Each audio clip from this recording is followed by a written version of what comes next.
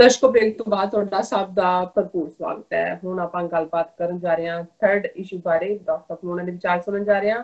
ਸੋ third issue ਦੇ ਵਿੱਚ ਆਪਾਂ ਡਿਸਕਸ ਕਰਨ ਜਾ ਰਹੇ ਹਾਂ ਕਿ ਕਿਸ ਤਰ੍ਹਾਂ ਅਮਰੀਕਾ ਦਾ ਭਾਰਤ ਵੱਲੋਂ ਜੋ ਦਿਲ ਹੈ ਉਹ ਖੱਟਾ ਹੋ ਰਿਹਾ ਹੈ। ਇਸ ਤਰ੍ਹਾਂ ਲੱਗ ਰਿਹਾ ਹੈ ਪਹਿਲਾਂ ਅਮਰੀਕਾ ਦੀ ਮਨੁੱਖੀ ਹੱਕਾਂ ਦੀ ਜੋ ਸੰਸਥਾ ਹੈ US ਸਰਕ ਵੱਲੋਂ ਭਾਰਤ ਨੂੰ ਬਲੈਕ ਲਿਸਟ ਕਰਨ ਦੀ ਮੰਗ ਕੀਤੀ ਗਈ ਤੇ ਹੁਣ ਅਮਰੀਕਾ ਦੇ ਪ੍ਰੈਜ਼ੀਡੈਂਟ ਟਰੰਪ ਨੇ ਮੋਦੀ ਦੇ ਟਵਿੱਟਰ ਅਕਾਊਂਟ ਤੋਂ ਆਪਣੇ ਆਪ ਨੂੰ ਅੱਡ ਕਰ ਲਿਆ ਹੈ, ਯਾਨੀ ਕਿ ਅਨਫੋਲੋ ਕਰ ਲਿਆ ਹੈ।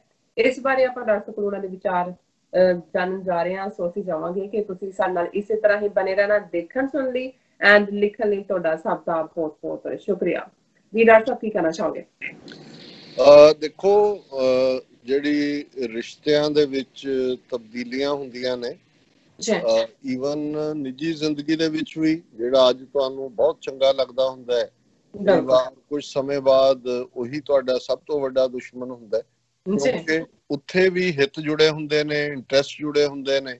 ਔਰ ਮੁਲਕਾਂ ਦੇ ਮਾਮਲੇ 'ਚ ਤਾਂ ਅਕਸਰ ਇਹ ਫਰੇਜ਼ ਅਸੀਂ ਦੁਹਰਾਉਂਦੇ ਹਾਂ ਕਿ ਕਦੇ ਵੀ ਕੋਈ ਪੱਕਾ ਦੋਸਤ ਜਾਂ ਦੁਸ਼ਮਣ ਨਹੀਂ ਹੁੰਦਾ, ਸਿਰਫ ਜਿਹੜੇ ਹਿੱਤ ਨੇ, ਇੰਟਰਸਟ ਨੇ, ਇਹੀ ਡਿਸਾਈਡ ਕਰਦੇ ਨੇ ਕਿ ਕੌਣ ਦੋਸਤ ਹੈ ਕੌਣ ਦੁਸ਼ਮਣ ਹੈ। ਹੁਣ ਟਰੰਪ ਔਰ ਮੋਦੀ ਦੀ ਸਾਂਝ ਦੇ ਉੱਤੇ ਬੜੇ ਕਸੀਦੇ ਪੜ੍ਹੇ ਭਾਰਤੀ ਮੀਡੀਆ ਨੇ, ਔਰ ਹਾਊਡੀ ਮੋਡੀ ਦੇ ਥੱਲੇ ਹਿਊਸਟਨ 'ਚ ਡਰਾਮਾ।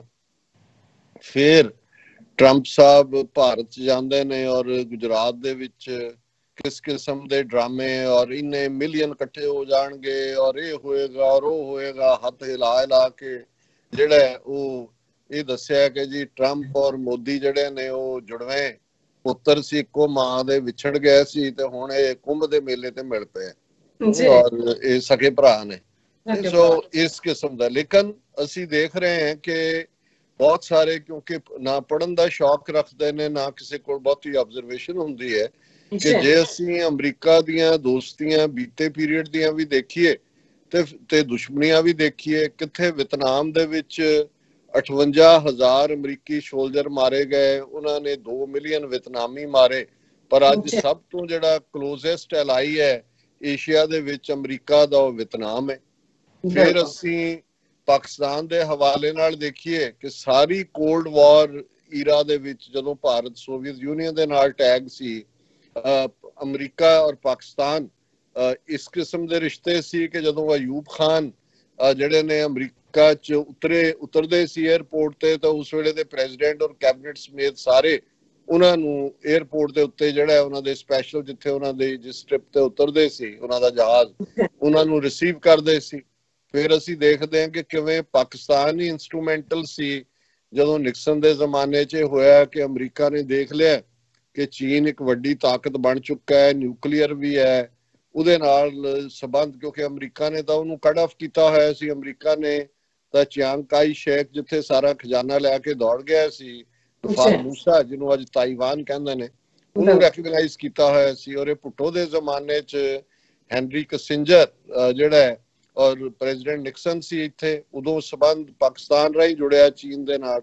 ਇੰਨੀ ਕਲੋਜ਼ਨੈਸ ਸੀ ਪਾਕਿਸਤਾਨ ਔਰ ਅਮਰੀਕਾ ਦੀ। ਅਸੀਂ ਦੇਖਦੇ ਹਾਂ ਕਿ ਬਈ ਜਦੋਂ ਫੌਜ ਚਾੜੀ, ਭਾਰਤ ਨੇ ਮੁਕਤੀ ਵਾਹਿਨੀ ਦਾ ਡਰਾਮਾ ਕਰਕੇ ਪਾਕਿਸਤਾਨ ਨੂੰ 2 ਹਿੱਸਿਆਂ 'ਚ ਤੋੜਿਆ, ਜਿਹੜਾ ਮਸ਼ਰਕੀ ਪਾਕਿਸਤਾਨ ਸੀ, ਈਸਟ ਪਾਕਿਸਤਾਨ ਜਿਹੜਾ ਅੱਜ ਬੰਗਲਾਦੇਸ਼ ਹੈ।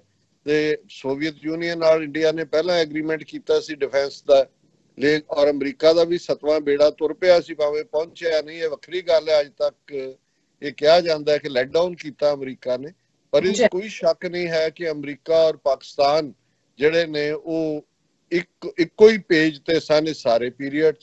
ਇੰਟਰਸਟ ਬਦਲੇ, 9/11 ਨੇ ਹੋਰ ਕੁਝ ਬਦਲ ਦਿੱਤਾ ਹੈ। ਉਹੀ ਭਾਰਤ ਜਿਹੜਾ ਸੋਵੀਅਤ ਯੂਨੀਅਨ ਦੀ ਕੱਛ 'ਚ ਵੜਿਆ ਹੁੰਦਾ ਸੀ, ਅੱਜ ਅਮਰੀਕਾ ਦੀ ਕੱਛ 'ਚ ਵੜਿਆ। ਪਰ ਹੁਣ ਇਹ ਲੱਗਦਾ ਹੈ ਕਿ ਵੀ ਇਹ 2 ਡਿਵੈਲਪਮੈਂਟਸ ਜਿਹੜੀਆਂ ਇਸ ਹਫ਼ਤੇ ਦੀਆਂ ਨੇ, ਉਹ ਇਸ ਪਾਸੇ ਵੱਲ ਇਸ਼ਾਰਾ ਕਰ ਰਹੀਆਂ ਨੇ ਕਿ ਕਿਤੇ ਨਾ ਕਿਤੇ ਇਹ ਹੁਣ ਉਹ ਨੁਕਤੇ ਆ ਰਹੇ ਨੇ ਸਾਹਮਣੇ, ਜਿੱਥੇ ਥੱਲੇ, ਕਿਉਂਕਿ ਬਹੁਤ ਵਾਰੀ ਅੰਦਰ ਖਾਤੇ ਕੀ ਚੱਲ ਰਿਹਾ ਉਹ ਸਾਨੂੰ ਪਤਾ ਨਹੀਂ ਹੁੰਦਾ, ਬਾਹਰ ਤਾਂ ਸਾਰੇ ਲਵੀ ਡਵੀ ਨਜ਼ਰ ਆ ਰਹੇ ਹੁੰਦੇ ਨੇ। ਜਿਵੇਂ ਅਸੀਂ ਜ਼ਿਕਰ ਕੀਤਾ ਕੱਲ ਹੀ ਕਿ ਕਿਵੇਂ USF, United States commission on international religious freedom ਨੇ ਆਪਣੀ ਜਿਹੜੀ ਐਨੂਅਲ ਰਿਪੋਰਟ ਰਿਲੀਜੀਅਸ ਫਰੀडम ਦੀ ਹੈ ਉਹਦੇ 'ਚ ਰਿਕਮੈਂਡ ਕੀਤਾ ਸਟੇਟ ਡਿਪਾਰਟਮੈਂਟ ਨੂੰ ਕਿ ਇਹਨੂੰ ਬਲੈਕਲਿਸਟ ਕਰੋ, ਇੰਡੀਆ ਨੂੰ ਕੰਟਰੀ ਆਫ ਪਾਰਟਿਕੂਲਰ ਕੰਸਰਨ ਐਲਾਨੋ। ਹੁਣ ਹਾਲਾਂ ਇਹ ਇੱਕ ਸੈਮਾਈ ਗਵਰਨਮੈਂਟ ਹੈ ਔਰ ਜ਼ਾਹਰ ਹੈ ਕਿ ਇਸ ਕਮਿਸ਼ਨ ਦੇ ਵਿੱਚ ਡੈਮੋਕ੍ਰੈਟ ਔਰ ਰਿਪਬਲਿਕ ਦੋਨਾਂ ਦੀ ਰਿਪਰੈਜ਼ੈਂਟੇਸ਼ਨ ਹੁੰਦੀ ਹੈ। ਸੋ ਇਸ ਗੱਲ ਨੇ ਇੰਡੀਆ ਨੂੰ ਬਹੁਤ ਰੈਟਲ ਕੀਤਾ ਔਰ ਜਿਵੇਂ ਉਹਨਾਂ ਨੇ ਇੱਕਦਮ ਰਿਐਕਟ ਕੀਤਾ, ਮੀਡੀਆ ਨੇ ਤਾਂ ਉਹਨਾਂ ਦੇ ਐਜ਼ ਬਿਫੋਰ ਬੜਾ ਅੰਡਰ ਪਲੇ ਕੀਤਾ, ਪਰ ਇਸ US ਸਰਫ ਰਿਪੋਰਟ ਦੇ ਉੱਤੇ UK ਦੀ ਅਖਬਾਰ guardian, Washington post, New York Times, ਇਹਨਾਂ ਨੇ ਬਹੁਤ ਵੱਡੀਆਂ ਸਟੋਰੀਜ਼ ਕੀਤੀਆਂ ਇਸ ਦੇ ਉੱਤੇ। ਹੁਣ ਜਿਹੜੀ ਖਬਰ ਬੇਸ਼ੱਕ ਪਹਿਲਾਂ ਹੋਈ ਹੈ, ਇੱਕ ਦਿਨ ਪਹਿਲਾਂ ਹੀ, ਉਸ ਤੋਂ ਇੱਕ ਦੇ ਨਾਲ ਹੀ ਆਈ ਕਿ ਜਦੋਂ ਟਰੰਪ ਇੰਡੀਆ ਗਏ ਔਰ ਉਸ ਤੋਂ ਬਾਅਦ ਉਹਨਾਂ ਨੇ ਕਲੋਰੋਕੁਇਨ ਔਰ ਹਾਈਡਰੋਕਲੋਰੋਕੁਇਨ ਮੰਗੀ ਔਰ ਫਿਰ ਪਹਿਲਾਂ ਦਬਕਾ ਮਾਰਿਆ, ਫਿਰ ਥੈਂਕ ਯੂ ਕੀਤਾ, ਫਿਰ ਭਾਰਤੀ ਮੀਡੀਆ ਨੇ ਮੋਦੀ ਨੂੰ ਔਰ ਭਾਰਤੀ ਸਿਸਟਮ ਨੂੰ ਸਰਾਹੁੰਦਿਆਂ ਕਿਹਾ ਜੀ ਦੇਖੋ ਇਸ ਵੇਲੇ ਮੋਦੀ ਦੇ ਟਵਿੱਟਰ ਹੈਂਡਲਰ ਅਕਾਊਂਟ 'ਚ ਇੰਨੇ ਮਿਲੀਅਨ ਲੋਕ ਨੇ, ਟਰੰਪ ਦੇ ਬਰਾਬਰ ਪਹੁੰਚ ਗਿਆ। ਔਰ ਉਹਨਾਂ ਨੇ ਕਿਹਾ ਜੀ ਦੇਖੋ ਹੁਣ ਈਵਨ ਟਰੰਪ ਵੀ, ਵਾਈਟ ਹਾਊਸ ਵੀ, ਵਾਈਸ ਪ੍ਰੈਜ਼ੀਡੈਂਟ ਵੀ ਔਰ ਉਹਨੂੰ ਫੋਲੋ ਕਰ ਰਹੇ। ਹੁਣ ਇਹ ਜਿਹੜੀ ਖਬਰ ਇਹਦੇ ਨਾਲ ਹੀ US ਸਰਫ ਰਿਪੋਰਟ ਦੇ ਉੱਤੇ ਆਈ, ਉਹਦੇ ਨਾਲ ਹੀ ਕਿ ਅਚਾਨਕ, ਔਰ ਇਹ ਈਵਨ ਉਹਨਾਂ ਦੇ ਹਿੰਦੀ ਮੀਡੀਆ ਨੇ ਵੀ ਇਹ ਖਬਰ ਦਿੱਤੀ ਕਿ ਇਹ ਅਚਾਨਕ ਬਦਲਿਆ ਅਮਰੀਕਾ ਦਾ ਰੁਖ, ਵਾਈਟ ਹਾਊਸ ਨੇ ਮੋਦੀ ਨੂੰ ਕੀਤਾ ਅਨਫੋਲੋ। ਹੁਣ ਜਦੋਂ ਤੁਸੀਂ ਫੋਲੋ ਕਰ ਰਹੇ ਹੁੰਦੇ ਹੋ, ਪਹਿਲਾਂ ਜਦੋਂ ਇਹਨਾਂ ਨੇ ਫੋਲੋ ਕਰਨਾ ਸ਼ੁਰੂ ਕੀਤਾ, ਉਹਨਾਂ ਨੇ ਬੜੇ ਮਾਣ ਨਾਲ ਕਿਹਾ ਕਿ ਜੀ ਅਦਰਵਾਈਜ਼ ਅਮਰੀਕਾ ਕਿਸੇ ਨੂੰ ਫੋਲੋ ਨਹੀਂ ਕਰਦਾ, ਪਹਿਲਾ ਦੇਸ਼ ਭਾਰਤ ਬਣ ਗਿਆ ਜਿੱਥੇ ਮੋਦੀ ਦੇ ਟਵਿੱਟਰ ਹੈਂਡਲ ਨੂੰ ਇਹਨਾਂ ਨੇ ਫੋਲੋ ਕਰਨਾ ਸ਼ੁਰੂ ਕੀਤਾ। ਮੈਂ ਸਗੋਂ ਜੋਕਿੰਗਲੀ ਕੱਲ ਹੀ ਕਿਸੇ ਨੂੰ ਕਹਿ ਰਿਹਾ ਸੀ, ਮੈਂ ਕਿਹਾ ਜੀ ਇਹਨਾਂ ਨੇ ਤਾਂ ਫੋਲੋ ਕੀਤਾ ਹੋਣਾ ਜਦੋਂ ਉਹਨਾਂ ਨੇ ਦੇਖਿਆ ਵੀ ਵੱਡਾ ਸਾਰਾ ਇੱਕ ਕਾੜੇ ਦਾ ਗਲਾਸ ਰੱਖ ਕੇ ਮੋਦੀ ਬੈਠਾ ਤੇ ਕਹਿ ਰਿਹਾ ਲੋਕਾਂ ਨੂੰ ਕਿ ਕਾੜਾ ਪੀਓ ਸਭ ਠੀਕ ਹੋ ਜਾਏਗਾ ਔਰ ਥਾਲੀ ਵਜਾਓ ਵੇਲੇ ਤਾਂ ਅਜੇ ਫੋਲੋ ਨਹੀਂ ਸ਼ੁਰੂ ਕੀਤਾ ਹੋਣਾ। ਸੋ ਮੈਂ ਕਿਹਾ ਇਹਨੇ ਵੀ ਕਿਹਾ ਹੋਣਾ ਟਰੰਪ ਨੇ ਵਾਟ ਇਹ ਕੀ ਹੈ ਕਰ ਰਿਹਾ ਜੇ, ਸ਼ੁਕਰ ਕਰੋ ਕਿ ਅਜੇ ਉਹਨੇ ਨੈਕਸਟ ਕੁਝ ਦਿਨਾਂ ਤੱਕ ਅਜੇ ਗਊ ਮੂਤਰ ਦਾ ਵੀ ਇੱਕ ਗਲਾਸ ਭਰ ਕੇ ਰੱਖਣਾ। ਸੋ ਉਹਦੇ ਇਸ ਤੋਂ ਪਹਿਲਾਂ ਕਿ ਉਹ ਰੱਖਦੇ ਉਹਨਾਂ ਨੇ ਕਿਹਾ ਵੀ ਅਨਫੋਲੋ ਕਰੋ। ਸੋ ਉਹਨਾਂ ਨੇ ਇਹ ਖਬਰ ਹੈ ਕਿ ਵੀ ਜਿਹੜੇ ਉਹਨਾਂ ਨੇ ਟਵਿੱਟਰ ਹੈਂਡਲ ਤੋਂ 6 ਜਿਹੜੇ ਟਵਿੱਟਰ ਹੈਂਡਲ ਦੇ ਨੂੰ ਫੋਲੋ ਕਰ ਰਹੇ ਸੀ ਅਮਰੀਕਾ ਵਾਲੇ, ਉਹਨਾਂ 6 ਤੋਂ ਹੀ ਉਹਨਾਂ ਨੇ ਆਪਣੇ ਆਪ ਨੂੰ ਅਨਫੋਲੋ ਕਰ ਲਿਆ। ਔਰ ਇਹ ਇਸ ਮੌਕੇ ਦੇ ਉੱਤੇ ਜਦੋਂ ਕਿ ਇਸ ਸਾਰੇ ਦਾ ਉੱਥੇ ਗੁੱਡਾ ਬਣ ਰਹੇ ਸੀ ਜੀ ਅਮਰੀਕਾ ਦੇ ਨਾਲ, ਅਸੀਂ ਇਹ ਤੇ ਅਸੀਂ ਉਹ। ਸੋ ਮੈਨੂੰ ਇਹ ਲੱਗਦਾ ਵੀ ਕੁਛ ਨਾ ਕੁਛ ਆਉਣ ਵਾਲੇ ਪੀਰੀਅਡ 'ਚ, ਕਿਉਂਕਿ ਜਿਹੜੇ ਇਸ ਕਿਸਮ ਦੇ ਟੈਂਪਰਾਮੈਂਟ ਦੇ ਹੁੰਦੇ ਨੇ ਟਰੰਪ ਵਰਗੇ ਲੋਕ, ਇਹ ਜੋ ਇਹਨਾਂ ਦੇ ਮਨ ਦੇ ਵਿੱਚ ਆਉਂਦਾ ਹੈ ਇਹਦੇ ਨਾਲ ਇਹ ਕਈ ਵਾਰੀ ਕਿਸੇ ਨੂੰ ਜੈਨੂਇਨ ਵੀ ਸਮਝਣ ਲੱਗ ਜਾਂਦੇ ਨੇ। ਹੋ ਸਕਦਾ ਇਹਨੂੰ ਲੱਗਦਾ ਹੋਏ ਵੀ ਠੀਕ ਹੈ ਮੁਸਲਮਾਨਾਂ ਨੂੰ ਕੁੱਟ ਚਾੜ ਰਿਹਾ ਹੈ, ਅਦਰਵਾਈਜ਼ ਜਿਹੜਾ ਹੈਗਾ ਉਹ ਜੋ ਅਸੀਂ ਮੰਗੋ ਇਹ ਕਰਨ ਨੂੰ ਤਿਆਰ ਹੈ, ਹਥਿਆਰ ਵੀ ਨੇ ਸਾਡੇ ਤੋਂ ਲੈ ਲਏ ਜਾਂ ਦੂਜਾ। ਤੇ ਇਹ ਕਿਤੇ ਨਾ ਕਿਤੇ ਇਹਨਾਂ ਨੇ ਦੇਖਿਆ ਉਹਨਾਂ ਨੇ ਦੇਖ ਲਿਆ ਹੋਣਾ, ਅਮਰੀਕਨਾਂ ਨੂੰ ਇਹ ਪਤਾ ਲੱਗ ਜਾਏ ਕਿ ਵੀ they are trying to cheat us. ਹਾਲਾਂਕਿ ਇਹ ਖੁਦ ਚੀਟ ਕਰ ਦੇਣ ਉਹ ਨਹੀਂ ਹੁੰਦਾ ਕੋਈ ਵੀ, ਜਦੋਂ ਮਰਜ਼ੀ ਸਟੈਂਡ ਬਦਲ ਲੈਣ, ਪਰ ਇਹ ਜਿਹਦੇ ਨਾਲ ਜੁੜਦੇ ਨੇ ਉਹਦੇ ਤੋਂ ਐਬਸੋਲੂਟ ਲਾਇਲਟੀ ਮੰਗਦੇ ਨੇ। ਤੇ ਜੇ ਲੱਗੇ ਕਿ ਵੀ ਇਹ ਕੋਈ ਮਾੜਾ ਮੋਟਾ ਜਿਹੜਾ ਖੱਬੇ ਸੱਜੇ ਜਾ ਰਿਹਾ ਤੇ ਫਿਰ ਇਹ ਨਾਰਾਜ਼ ਹੋ ਜਾਂਦੇ ਨੇ। ਸੋ ਕੁੱਲ ਮਿਲਾ ਕੇ ਮੈਨੂੰ ਇਹ ਲੱਗਦਾ ਕਿ ਇਸ ਸਾਰੇ ਦੌਰੇ ਦੇ ਵਿੱਚ ਕਿਤੇ ਨਾ ਕਿਤੇ ਆਪਸੀ ਤਰੇੜ ਆਈ ਹੈ। ਹਾਲਾਂਕਿ ਇਹਦੇ 'ਚ ਕੋਈ ਸ਼ੱਕ ਨਹੀਂ ਹੈ ਕਿ ਇਹ ਕੋਈ ਇਮੀਡੀਏਟ ਨਹੀਂ ਹੋਏਗਾ, ਕਿਉਂਕਿ ਜੇ ਚਾਈਨਾ ਦੇ ਅਗੇਂਸਟ ਜਿਹਨੂੰ ਕਹਿੰਦੇ ਨੇ ਹੀ ਹੈਡ ਅਪ ਦਾ ਐਂਟੇ ਔਰ ਉਹਦੇ ਖਿਲਾਫ ਜਿਹੜਾ ਅੱਖਾਂ ਲਾਲ ਕੀਤੀਆਂ, ਤੇ ਫਿਰ ਉਹਦੇ ਲਈ ਤਾਂ ਭਾਰਤ ਦੀ ਲੋੜ ਵੀ ਹੈ ਕਿ ਭਾਰਤ ਨੂੰ ਥਾਪੀ ਦੇ ਕੇ ਰੱਖਣਾ।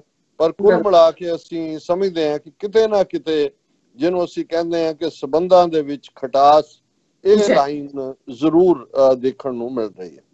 ਜੀ ਡਾਕਟਰ ਸਾਹਿਬ ਤੁਹਾਡਾ ਬਹੁਤ ਬਹੁਤ ਸ਼ੁਕਰੀਆ। ਹੁਣ ਆਪਾਂ ਡਿਸਕਸ ਕਰਨ ਜਾ ਰਹੇ ਹਾਂ ਆਪਣੇ ਦਰਸ਼ਕਾਂ ਦੀਆਂ ਲਿਖਤਾਂ, ਕਮੈਂਟਸ। ਸੋ ਡਾਕਟਰ ਸਾਹਿਬ ਕੀ ਕਹਿਣਾ ਚਾਹੋਗੇ, ਤੁਹਾਡੇ ਕੋਲ ਲਿਖਤ ਹੋਏਗੀ? ਦੇਖੋ ਸਾਨੂੰ ਇਹਨਾਂ 2 ਦਿਨਾਂ 'ਚ ਬਹੁਤ ਸਾਰੀਆਂ ਲਿਖਤਾਂ, ਈਮੇਲਸ ਮਸੂਲ ਹੋਈਆਂ ਨੇ ਔਰ ਖਾਸ ਤੌਰ ਤੇ ਖਾਲਿਸਤਾਨ ਡੇ ਦੇ ਸਾਡੇ ਇਸ ਫੰਕਸ਼ਨ ਦੇ ਨਾਲ ਜੁੜਿਆ ਹੋਇਆ ਵੀ ਮੈਂ ਵਕਤ ਵੱਲ ਵੀ ਦੇਖ ਰਿਹਾ, ਬਹੁਤ ਜ਼ਿਆਦਾ ਤਾਂ ਨਹੀਂ ਪੜ੍ਹ ਸਕਾਂਗਾ। ਨਜ਼ਾਕਤ ਅਲੀ ਜੀ ਦੀ ਲਿਖਤ ਵੀ ਆਈ ਹੈ, ਸ਼ਾਹਿਦ ਮੀਰ ਜੀ ਨੇ ਮਿਸੀਸਾਗਾ ਓਨਟਾਰੀਓ ਤੋਂ ਲਿਖਿਆ, ਮੈਂ ਉਸ ਨੂੰ ਬਰੀਫਲੀ ਪੜ੍ਹ ਦਿੰਦਾ।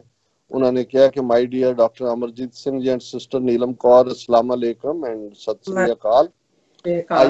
I pray that all at TV 84, all the viewers and you are well. Dr. Sahab, truly speaking, your each and every program and analysis are better than the previous ones. Therefore, it is very difficult for me to comment on each and every one of them. ਤੁਹਾਡਾ ਬਹੁਤ ਬਹੁਤ ਸ਼ੁਕਰੀਆ ਸ਼ਾਹਿਦ ਜੀ, ਤੁਸੀਂ ਤਾਰੀਫ ਕਰਕੇ ਜਿਹੜਾ ਇੱਕ ਵਾਰ ਤਾਂ ਜਿਹਨੂੰ ਕਹਿੰਦੇ ਨੇ ਕਿ ਵੀ ਪੈਰ ਉੱਪਰ ਚੁੱਕੇ ਜਾਂਦੇ ਨੇ, ਹਾਲਾਂਕਿ ਜ਼ਮੀਨ ਤੇ ਰਹਿਣ ਤਾਂ ਬਿਹਤਰ ਹੈ.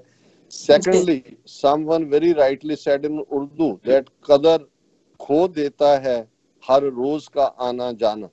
Therefore, if for many days I do not comment on your programs, it is only for this reason. बहुत शुक्रिया. उन्होंने कहा जी मैं उसी तरह ही जुड़िया होया नाल, लेकिन कदर मैं भी कोट करता रहना कि भाई कदर खो देता है हर रोज का आना जाना. ये ਜਿਹੜੀ ਹੈ, ਔਰ ਕਿਉਂਕਿ ਸਾਡੀ ਪੜ੍ਹਾਈ ਵੇਲੇ ਵੀ ਜਿਹੜੇ ਮੁਹਾਵਰੇ ਇਸਤੇਮਾਲ ਹੁੰਦੇ ਸੀ ਉਹਦੇ ਚ ਵੀ ਇੱਕ ਹੁੰਦਾ ਸੀ, ਔਰ ਉਹਦੀ ਅੰਗਰੇਜ਼ੀ ਕੀਤੀ ਜਾਂਦੀ ਸੀ ਫੈਮਿਲੀਅਰਿਟੀ ਬਰੀਡਸ ਕੰਟੈਂਪਟ.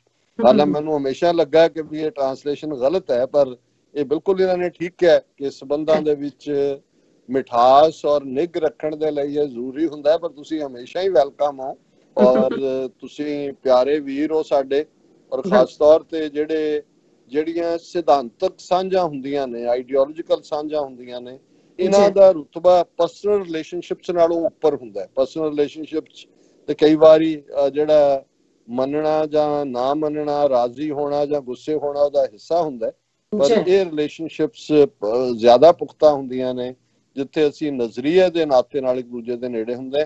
ਫਿਰ ਉਹਨਾਂ ਕਿਹਾ today I wanted to comment upon your commentary on significance of 5 ਨਮਾਜ਼ਾਂ as per Guru Nanak Sahib aired on April 28th. ਕਿ ਮੈਂ ਜਿਹੜਾ ਤੁਹਾਡਾ ਇਹ ਸੈਗਮੈਂਟ ਸੀ ਕਿ ਗੁਰੂ ਨਾਨਕ ਸਾਹਿਬ ਨੇ 5 ਨਮਾਜ਼ਾਂ ਤੇ ਕਿਹਾ, ਮੈਂ ਉਹਦੇ ਬਾਰੇ ਕਮੈਂਟ ਕਰਨਾ ਚਾਹੁੰਦਾ.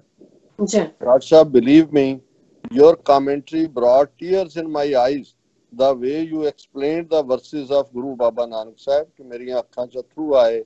ਜਿਵੇਂ ਬਾਬਾ ਨਾਨਕ ਦਾ ਫਰਮਾਨ ਹੀ ਜਿਹੜਾ ਜਿੱਥੇ ਵੀ ਅਸੀਂ ਮੈਂ ਖੁਦ ਜਦੋਂ ਕੁਝ ਪੜ੍ਹ ਰਿਹਾ ਹੁੰਦਾ ਤੇ ਮੈਂ ਬੇਇਖਤਿਆਰ ਜਿਹੜੀ ਆ ਇੱਕ ਉਸ ਕਿਸਮ ਦੀ ਸੈਂਟੀਮੈਂਟਲ ਕੈਫੀਅਤ ਤਾਰੀ ਹੁੰਦੀ ਹੈ, ਅੱਖਾਂ 'ਚੋਂ ਅਥਰੂ ਵਗਦੇ ਨੇ, ਕਿਉਂਕਿ ਇਹਨਾਂ ਬਾਬਾ ਜੀ ਦੇ ਹਰ ਲਫ਼ਜ਼ ਦੇ ਵਿੱਚ ਮੁਹੱਬਤ ਵੀ ਹੈ. ਇਹ ਇਵੇਂ ਹੀ ਹੈ ਜਿਵੇਂ ਪਿਓ ਜਿਹੜਾ ਇੱਕ ਉਹ ਹੈ ਜਿਹੜਾ ਸਿੱਧਾ ਸੋਟੀ ਫੜ ਕੇ ਕੁੱਟਦਾ ਹੈ, ਇੱਕ ਉਹ ਹੈ ਜਿਹੜਾ ਗੜ ਨਾਲ ਲਾ ਕੇ ਮਿੱਠੀ ਮਿੱਠੀ ਚਪਤ ਵੀ ਮਾਰ ਰਿਹਾ ਹੁੰਦਾ ਹੈ ਤੇ ਨਾਲ ਹੀ ਕਹਿ ਰਿਹਾ ਹੁੰਦਾ ਕਿ ਪੁੱਤਰ ਇਹ ਸਭ ਤੇਰੇ ਭਲੇ ਲਈ ਹੈ, ਮੈਂ ਤੈਨੂੰ ਬਹੁਤ ਪਿਆਰ ਕਰਦਾ, ਪਰ ਤੇਰੀ ਜ਼ਿੰਦਗੀ ਸੰਵਰੇਗੀ ਜੇ ਤੂੰ ਇਵੇਂ ਕਰੇਂਗਾ.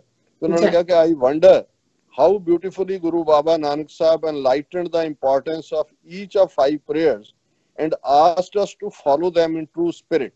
In fact, Guru Baba Nanak Sahib jolted the Muslims that when you say your prayers, keep the soul of each prayer in mind, how these have been timed and what it demands. This is an eye-opener for all the followers of Islam to just not only to simply say prayers, but how should they start, live and end their day. Thank you, Dr. Sahib. ਉਹਨਾਂ ਨੇ ਕਿਹਾ, ਔਰ ਇਹਦੇ ਵਿੱਚ ਬਿਲਕੁਲ ਕੋਈ ਸ਼ੱਕ ਨਹੀਂ ਹੈ ਕਿ ਜੇ ਇਸਲਾਮ ਦੇ ਵਿੱਚ 5 ਨਮਾਜ਼ਾਂ ਨੇ ਔਰ ਹਰ ਨਮਾਜ਼ ਦਾ ਜਿਹੜਾ ਇੱਕ ਵਕਤ ਵੀ ਹੈ ਔਰ ਉਸ ਦਾ ਕੰਟੈਂਟ ਡਿਫਰੈਂਟ ਹੈ, ਸੋ ਉਹ ਉਹਨਾਂ ਮੋਮੈਂਟਸ ਦੇ ਉੱਤੇ ਦਿਨ ਸ਼ੁਰੂ ਕਰਨ ਤੋਂ ਪਹਿਲਾਂ ਤੁਹਾਡੀ ਜਿਹੜੀ ਜ਼ਿਹਨੀ ਹਾਲਤ ਕੀ ਹੈ, ਦੁਪਹਿਰ ਤੱਕ ਪਹੁੰਚਦੇ ਆ ਤੁਸੀਂ ਕੀ ਹੋ, ਦੁਪਹਿਰ ਤੋਂ ਬਾਅਦ ਕੀ ਹੋ, ਮਗਰਬ 'ਚ ਕੀ ਹੋ, ਔਰ ਫਿਰ ਜਦੋਂ ਤੁਸੀਂ ਸੌਣ ਨੂੰ ਜਾਣਾ ਫਿਰ ਕੀ ਹੈ. ਸੋ ਜ਼ਾਹਿਰ ਹੈ ਕਿ ਜਿਹੜੀਆਂ 5 ਨਮਾਜ਼ਾਂ ਦੇ ਵਿੱਚ ਉਸ ਟਾਈਮਿੰਗ ਔਰ ਉਸ ਨਮਾਜ਼ ਦੀ ਜਿਹੜੀ ਆਇਤਾਂ ਪੜ੍ਹੀ ਜਾਂਦੀ ਹੈ ਉਸ ਨੂੰ ਹੀ ਆਧਾਰ ਰੱਖ ਕੇ ਗੁਰੂ ਨਾਨਕ ਸਾਹਿਬ ਨੇ ਫਰਮਾਇਆ. ਔਰ ਅਖੀਰ 'ਚ ਉਹਨਾਂ ਨੇ ਕਿਹਾ, and lastly in my last email, because I was stressed due to news about our innocent Sikh brothers martyred in Afghanistan, forgot the slogan of Khalistan Zindabad. I apologize for that there. ਔਰ ਫਿਰ ਉਹਨਾਂ ਨੇ ਕਿਹਾ ਜੀ ਮੈਂ ਆਪਣੀ ਅਖੀਰਲੀ email ਜਿਹਦੇ ਚ ਕਿਉਂਕਿ ਜੋ ਅਫਗਾਨ ਸਿੱਖਾਂ ਨਾਲ ਹੋਇਆ ਉਹਦੇ ਦਰਦ ਵਿੱਚ ਵੀ ਸੀ ਤੇ ਮੈਂ ਇਹ ਭੁੱਲ ਗਿਆ ਸੀ, ਔਰ ਹੁਣ ਉਹਨਾਂ ਨੇ 3 ਵਾਰ ਜਿਹੜਾ ਖਾਲਿਸਤਾਨ ਜ਼ਿੰਦਾਬਾਦ ਕਿਹਾ. ਫਿਰ ਉਹਨਾਂ ਕਿਹਾ with lot of prayers and profound regards. ਔਰ ਮੈਂ ਵੀ ਜਿਹੜਾ ਸ਼ਾਹਿਦ ਸਾਹਿਬ ਇਸ ਤੁਹਾਡੀ ਖਾਲਿਸਤਾਨ ਜ਼ਿੰਦਾਬਾਦ ਦੀ ਆਵਾਜ਼ ਨਾਲ ਆਵਾਜ਼ ਰਲਾਉਂਦੇ ਆ, ਖਾਲਿਸਤਾਨ ਜ਼ਿੰਦਾਬਾਦ ਜ਼ਿੰਦਾਬਾਦ ਜ਼ਿੰਦਾਬਾਦ. ਜੀ ਰਾਸ਼ਾ, ਸਾਡੇ ਕੋਲ ਕੱਲ ਦੇ ਪ੍ਰੋਗਰਾਮ ਦੇ ਥੱਲੇ ਵੀ ਕਾਫੀ ਸਾਰੇ ਮੈਸੇਜ ਆਏ ਨੇ, ਮੈਂ ਥੋੜੇ ਜਿਹੇ ਡਿਸਕਸ ਕਰਾਂਗੀ. अपने दर्शकों ਨਾਲ शेयर करांगे। दिल शेर अली लिखते हैं पाकिस्तान जिंदाबाद, खालसा जिंदाबाद, टीवी 84 जिंदाबाद। एंड अरशद राजा जी हमेशा तरह लिखते हैं डॉक्टर साहब एंड नीलम कौर जी सदा सलामत रहो। दिलशेर अली जी लिखते हैं खैर मुबारक, खैर मुबारक उन्होंने लिखा है। सो गुलाम मुर्ताजा जी लिखते हैं भैन जी और डॉक्टर साहब तुसी सदा खुश रहो। बोला बोला लिखते हैं खालिस्तान जिंदाबाद। सैयद अहमद खालिस्तान जिंदाबाद, खालिस्तान आजाद होगा इंशा अल्लाह। रमजान हाय ना लिखा है। फिर अली असगर लिखते हैं डॉक्टर साहब जिंदाबाद, सिख नेशन गेट खालिस्तान इंशा अल्लाह, Pakistani nation stand with Sikh nation. तो अहमद अलवी सा लिखते हैं खालसा ਤਾਂ ਖਾਲਸਾ ਦਾ ਡੇ ਦੀਆਂ ਲੱਖ ਲੱਖ ਉਹਨਾਂ ਨੇ ਵਧਾਈਆਂ ਦਿੱਤੀਆਂ ਵੀਰਾਂ ਤੇ ਭੈਣਾਂ ਨੂੰ। ਬਹੁਤ ਸ਼ੁਕਰੀਆ, ਬਹੁਤ ਸ਼ੁਕਰੀਆ। मोहम्मद आतिफ लिखते ने कश्मीर बनेगा पाकिस्तान खालसा जिंदाबाद लिखा उन्होंने। फिर साडे कोल मैसेज है मोहम्मद आतिफ उन्हां दा, ਇਹ लिखते ने खालसा जिंदाबाद। फिर दिलशेर अली जिंदाबाद, खालसा जिंदाबाद, टीवी 84 जिंदाबाद। साजिद गुजरी लिखते हैं टीवी 84 जिंदाबाद। फिर साडे कोल मैसेज हैगा ये सरफराज अहमद जी दा, लिखते हैं डॉक्टर साहब Sat Shri Akal, slowly and steady race, don't take rest till the goal. ਵਾਹ, ਬਹੁਤ ਸ਼ੁਕਰੀਆ ਸਰਫਰਾਜ਼ ਅਹਿਮਦ ਜੀ, ਤੁਹਾਡੇ ਮੈਸੇਜ ਹਰ ਰੋਜ਼ ਹੁੰਦੇ ਨੇ ਔਰ ਸਾਡੇ ਲਈ ਬੜੇ ਹੌਸਲੇ ਵਾਲੇ ਲਫ਼ਜ਼ ਹੁੰਦੇ ਨੇ। ਬਹੁਤ ਬਹੁਤ ਸ਼ੁਕਰੀਆ जी। द विकी ऑफिशियल लिखते हैं अल्लाह ब्लेसिंग यू डॉक्टर साहब और आपी जी, thank you so much. And Tariq Ahmed ji लिखते हैं you need to check TV 84 program Khabar Di Khabar, a anti Muslim Sikh show, it does not serve anyone other than anti muslim sikh viewers। ਦੇਖੋ ਮੈਨੂੰ ਜੇ ਤੁਸੀਂ ਰੈਫਰ ਕਰ ਦਿੰਦੇ ਕਿ ਕਿਸ ਸ਼ੋਅ 'ਚ ਐਸੀ ਕੀ ਗੱਲ ਕਹੀ ਹੈ, ਕਿਉਂਕਿ ਇਹ ਜਿਹੜੇ ਸਰਬਜੀਤ ਸਿੰਘ ਘੁਮਾਣ ਇਹਨੂੰ ਹੈਂਡਲ ਕਰਦੇ ਨੇ ਉਹ ਕਾਫੀ ਕਲੀਅਰ ਨੇ ਆਈਡੀਓਲੋਜੀਕਲੀ, ਉਹਨਾਂ 'ਚ ਕੋਈ ਬਾਇਸ ਨਹੀਂ ਹੈ। ਔਰ ਮੈਨੂੰ ਕਿਉਂਕਿ ਵਕਤ ਵੀ ਨਹੀਂ ਮਿਲਦਾ ਕਿ ਮੈਂ ਉਹਨਾਂ ਦਾ ਹਰ ਪ੍ਰੋਗਰਾਮ ਦੇਖਾਂ, ਰਾਦਰ ਉਹਨਾਂ ਦੇ ਉੱਤੇ ਸਗੋਂ ਉੱਥੇ ਬੈਠੇ ਲੋਕ ਉਹਨਾਂ ਤੇ ਆਪੋਜ਼ਿਟ ਇਲਜ਼ਾਮ ਲਾਉਂਦੇ ਨੇ ਕਿ ਜੀ ਉਹ ਬਹੁਤ ਜ਼ਿਆਦਾ ਜਿਹੜਾ ਉਹ ਇਤਿਹਾਸ ਨਾਲ ਛੇੜਛਾੜ ਕਰਦੇ ਨੇ ਔਰ ਮੁਸਲਮਾਨ ਪੱਖੀ ਰਵੱਈਆ ਦਿਖਾਉਂਦੇ ਨੇ। ਸੋ ਜੇ ਤੁਸੀਂ ਆਪਣੀ ਅਗਲੀ ਲਿਖਤ ਦੇ ਵਿੱਚ ਕੋਈ ਪੁਆਇੰਟ ਆਊਟ ਕਰੋ ਤੇ ਅਸੀਂ ਜ਼ਰੂਰ ਉਹਨਾਂ ਦੇ ਨੋਟਿਸ ਲਿਆਵਾਂਗੇ, ਕਿਉਂਕਿ ਉਹ ਇੱਕ ਕਾਫੀ ਕ੍ਰੈਡੀਬਲ ਹਿਸਟੋਰੀਅਨ ਟਾਈਪ ਉਹਨਾਂ ਦਾ ਰੋਲ ਵੀ ਹੈ ਸਾਡੀ ਕਰੰਟ ਸਟਰਗਲ ਦੇ ਜੁਝਾਰੂਆਂ ਦੇ ਇੰਟਰਵਿਊ ਕਰਨ ਦਾ, ਔਰ ਸਿਧਾਂਤਕ ਤੌਰ ਦੇ ਉੱਤੇ ਵੀ ਉਹਨਾਂ ਦਾ ਜਿਹੜੇ ਕਾਨਸੈਪਟ ਨੇ ਕਲੀਅਰ ਨੇ। ਸੋ ਮੈਂ ਐਪਰੀਸ਼ੀਏਟ ਕਰਾਂਗਾ ਜੇ ਤੁਸੀਂ ਪੁਆਇੰਟ ਆਊਟ ਕਰੋ ਕਿ ਐਸਾ ਕੀ ਔਰ ਕਿੱਥੇ ਉਹਨਾਂ ਨੇ ਕਿਹਾ, ਉਹਨਾਂ ਦੇ ਨੋਟਿਸ ਦੇ ਵਿੱਚ ਅਸੀਂ ਜ਼ਰੂਰ ਲਿਆਵਾਂਗੇ। जी डॉक्टर साहब ट्रेड 007 ट्रेड 007 मेरी free Kashmir free Khalistan. And फिर सुहेल भट्ट जी लिखते ने डॉक्टर साहब नीलम साहिबा सत श्री अकाल, खुश रहो, सलाम सच दी गल करदे रहो। सो तारिक बहुत शुक्रिया। हाँ बहुत शुक्रिया सुहेल जी, ਤੁਹਾਡੀਆਂ ਲਿਖਤਾਂ ਵੀ ਲਗਾਤਾਰ ਆਉਂਦੀਆਂ ਨੇ, ਤੁਸੀਂ ਵੀ ਹੌਸਲਾ ਦਿੰਦੇ ਰਹਿੰਦੇ ਹੋ, ਇਵੇਂ ਹੀ ਸਾਡੀ ਪਿੱਠ ਤੇ ਹੱਥ ਰੱਖੋ, ਸਿਰ ਤੇ ਹੱਥ ਰੱਖੋ, ਬਹੁਤ ਮਿਹਰਬਾਨੀ। Tariq Ahmed ji likhte hain Kashmiris suffered way more than Sikh and check voting records compared with Indian Punjab. I always hear you saying that the Sikh nation never affected the Indian constitution but to swear on same cones। ਇਹ ਕਿਹਨਾਂ ਨੇ? ਤਾਰਿਕ ਜੀ ਨੇ ਲਿਖਿਆ ਜੀ, ਤਾਰਿਕ ਅਹਿਮਦ ਜੀ ਹੋਰਾਂ ਨੇ ਲਿਖਿਆ। ਹਾਂ ਤਾਰਿਕ ਜੀ, ਮੇਰਾ ਖਿਆਲ ਹੈ ਕੰਪੈਰੀਜ਼ਨ 'ਚ ਤਾਂ ਅਸੀਂ ਨਹੀਂ ਪੈਂਦੇ, ਤੁਸੀਂ ਮੇਰਾ ਖਿਆਲ ਹੈ ਜੇ ਨਾ ਪਾਓ ਤੇ ਬਿਹਤਰ ਹੈ, ਕਿਉਂਕਿ ਇਹਦੇ 'ਚ ਕੋਈ ਸ਼ੱਕ ਨਹੀਂ ਹੈ ਵੀ ਅਸੀਂ ਹਮੇਸ਼ਾ ਹੀ ਜਿਹੜੀ ਕਸ਼ਮੀਰੀਆਂ ਦੀ ਸਪਿਰਿਟ ਹੈ ਉਸ ਨੂੰ ਐਡਮਾਇਰ ਕਰਦੇ ਹਾਂ, ਉਹਨਾਂ ਦੀ ਡਿਫਾਈਂਸ ਨੂੰ। ਪਰ ਕੁਝ ਚੀਜ਼ਾਂ ਜਿਹੜੀਆਂ ਨੇ ਜਦੋਂ ਅਸੀਂ ਡੈਮੋਗ੍ਰਾਫਿਕਸ ਦੇ ਲਿਹਾਜ਼ ਨਾਲ ਵੀ ਦੇਖਦੇ ਹਾਂ, ਪੰਜਾਬ ਦੇ ਵਿੱਚ ਕਲੋਜ਼ ਟੂ 60% ਪਾਪੂਲੇਸ਼ਨ ਹੀ ਸਿੱਖਾਂ ਦੀ ਹੈ, ਜਿਹਦੇ 'ਚ ਜਿਹੜੇ ਨੇ ਕੋਈ ਸਾਰੇ ਇੱਕ ਪੇਜ ਤੇ ਤਾਂ ਪਹਿਲਾਂ ਵੀ ਨਹੀਂ ਹੁੰਦੇ ਜਾਂ ਹੈ ਵੀ ਨਹੀਂ ਨੇ। ਜੰਮੂ ਕਸ਼ਮੀਰ ਦੇ ਹਵਾਲੇ ਨਾਲ ਵੀ ਜਦੋਂ ਇਹ ਐਜ਼ ਏ ਸਟੇਟ ਸੀ ਤੇ ਕਸ਼ਮੀਰ ਵਾਦੀ, ਕਿਉਂਕਿ 97-98% ਜਿੱਥੇ ਮੁਸਲਿਮ ਪਾਪੂਲੇਸ਼ਨ ਵੀ ਹੈ ਔਰ ਉਹਨਾਂ ਦਾ ਜਿਹੜੀ ਮੂਵਮੈਂਟ ਹੈ ਉਹਦਾ ਹੱਬ ਵੀ ਉੱਥੇ ਹੀ ਰਹੀ ਹੈ, ਇਹਦੇ ਬਾਵਜੂਦ ਉਹਨਾਂ ਚੋਂ ਹੀ ਇਹ ਅਬਦੁੱਲੇ ਬਖਸ਼ੀ, ਗੁਲਾਮ ਮੁਹੰਮਦ, ਮੀਰ ਕਾਸਮ ਇਹ ਸਾਰੇ ਨਿਕਲੇ ਨੇ। ਪੰਜਾਬ ਦੀਆਂ ਡੈਮੋਗ੍ਰਾਫਿਕਸ ਇਸ ਕਿਸਮ ਦੀਆਂ ਨੇ ਕਿ ਉਹਦੇ 'ਚ ਇੱਕ ਮੌਕਾ ਜ਼ਰੂਰ ਸੀ ਜਦੋਂ ਬਾਈਕਾਟ ਦੀ ਕਾਲ ਦਿੱਤੀ ਗਈ 1992 ਦੇ ਵਿੱਚ, ਔਰ ਮੁਕੰਮਲ ਬਾਈਕਾਟ ਹੋਇਆ। ਸਿਰਫ 5-6% ਜਿਹੜਾ शहरी हिंदू है उन्होंने तो जबरदस्ती उन्होंने वोटां पवाई, पर फिर भी उन्होंने हुकूमत बनाई और एक पूरी जनरेशन मार मुकाई।